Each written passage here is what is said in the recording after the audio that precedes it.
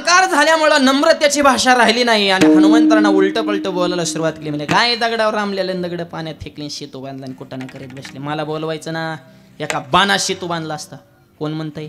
अर्जुन. कोणाला? हनुमंतराय. हनुमंतराय म्हणले मग तुला बोलिवलं असतं, पण तेव्हा तुझा जन्म झाला होता का? नाही. आम्ही पूल बांधलाय 7 होता, तुझा जन्म 8 होता. तुझा जन्मच नाही तर मिस कॉल कसा द्यायचा तुला? बरं, दुसरा मुद्दा, जरी तू असता तर आमच्यासारखे वजनदार माणसं तू बांधलेल्या पुलावनं जर गेली असती तर ती पूल मोडला असता. अर्जुन म्हणला काय? मी बांधलेला पूल मोडू शकतो? शक्यच नाही. मी आता पूल बांधतो. मारुतराय म्हणले आता मोडतो. मोडल्याव मोडू आणि मोडला तर काय करणार? अर्जुन म्हणला मी बांधलेला पूल जर तुम्ही मोडला, याच ठिकाणी शपथ घेतो की पूल मोडलेल्या दुसऱ्या क्षणाला प्राणत्याग करणार, आत्महत्या, अग्निप्रवेश, जिवंत राहणार नाही, या जगाला तोंड दाखवणार नाही, डायरेक्ट मृत्यूची भेट. नाही मोडल्यावर मारुतराय म्हणजे जर नाही मोडला, तुझ्या रथावर जो झेंडा आहे का, त्या झेंड्यावर आयुष्यभर तुझा ध्वज सारथी म्हणून मुक्कामाला राहणार, हात जोडून तुझा सेवक. ठरलं बा डोगात.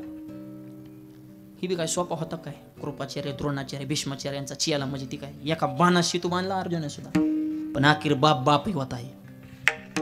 हनुमंतराय जी खाली पाया पाटला हवेत उड्डाण केला, जय श्रीरामाने उड्डाण केलंय. जेवढी ताकद आहे तेवढी मोठी मध्ये आवडले. अर्जुनाने बांधलेल्या पुलावर अशी उडी बसली म्हणता, कडाड काढ पुलाचा बुकाच. अर्जुनानं तोच बुका घेतला आणि कपाळाला लावला. मेलो रे म्हणला. अरे 1-2 तुकडे ठीक आहेत, पण ह्याने पीठच केलं की र. इतकी कुठं जोरात उडी असते का? अवघड झालं. आणि ठरलंय म्हणलं आता पूल मोडल्यावर जीव द्यायचा, शब्दात बदल होणार नाही. ते तवाचा अर्जुन होता. आताचा मी कुठं म्हणलं होतं जीव दिन, आता निघूनच गेला असतं. शब्द घेऊन काय काय पद सुटली नाहीत राव. 2.5 वर्ष सुरुवातीला म्हणली होती, शेवटी मग अविश्वास ठराव दाखल करावा लागला आणि मग त्यांनी खुर्च्या सोडल्या. कशाचा आता शब्दन काय? आणि शब्द पाळण्यासाठी द्यायचाच नसतो. सध्याची ही क्वालिटी. हे पूर्वीच होतं बा, ठरलंय तर ठरलं, शब्दात बदल नाही. चिता रचली, चितेला आग लावली, 3 प्रदक्षिणा मारल्या. अर्जुन चितेत उडीत टाकून देवाने एका वारकऱ्याचं रूप धारण केलं. अर्जुनाच्या हाताला धरलं, मागवले मूर्खा हो माग, एकेकाने कोटी फेरत यावं लागे वारा मनुष्य द्याचा, अनमोल किमतीचा देह तुला मिळाला. ये लोकेचा हादी हे देवी चित्र, धन्य धन्य मृत्यू लोक म्हणते भाग्याचा कायचा, आत्महत्या करणे सगळ्यात म्हणत माग. तुम्ही आम्हाला अडवू नका, आमच्या दोघात ठरलंय पूल मोडल्यावर जीव द्यायचा, नाही मोडल्यावर झेंड्यावाला थांबणं. मग झालं काय? पूल मोडला. देव म्हणले तुमच्या दोघात ठरलं, ह्याला साक्षीदार कोण होतं का?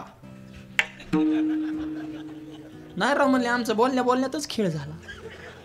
तसं जमत नाही. आता सुद्धा साक्षीदार का लागतो? तुम्ही पिऊन बी सौदा करू शकता. तुमचा काय भरवसा आहे जमिनीचं यावर गाड्याचं? तुम्ही काय गांजे हाणून सौदा करायला बसलाय? तुम्ही फॉर्म मध्ये काय बरळता? 3रा ठाम माणूस लागतो एखादा प्रतिष्ठित साक्षीदार. म्हणजे नाही आमच्या दोघात तसं जमत नाही. म्हणजे कोर्टात केसच दाखल होणार नाही, साक्षी पुरावा.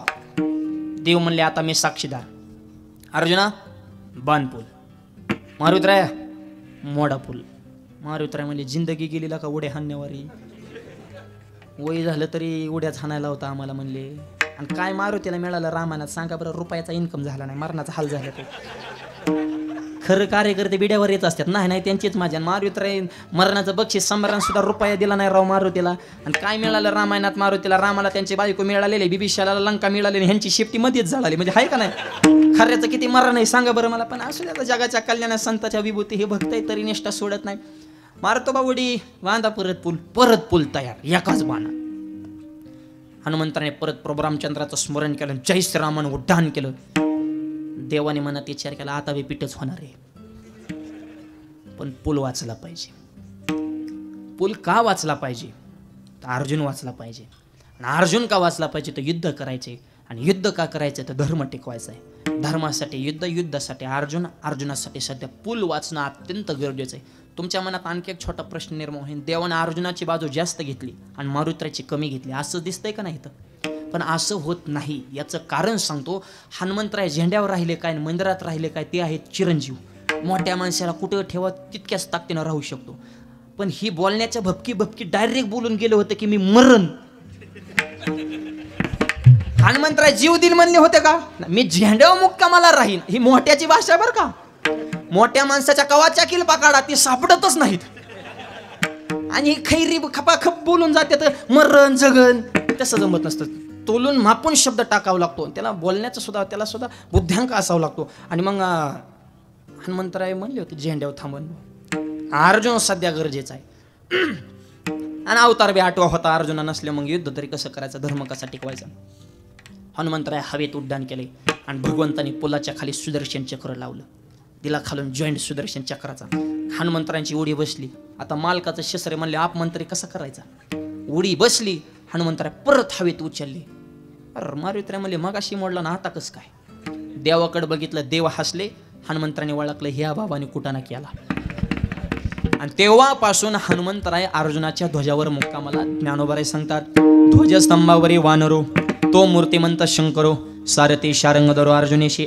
आपल्या भक्ताला सीन होऊ नये म्हणून भगवंतांनी पुलाच्या खाली सुदर्शन चक्र आडवं लावलं. अभंगाच्या दुसऱ्या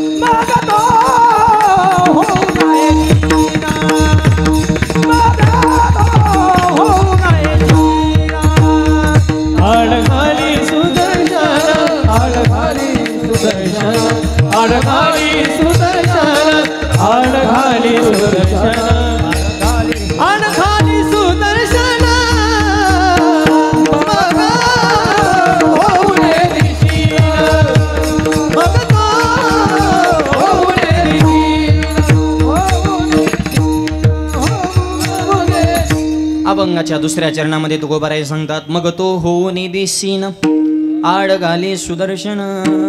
भगवंत आपल्या भक्ताला सीन होई नाही म्हणून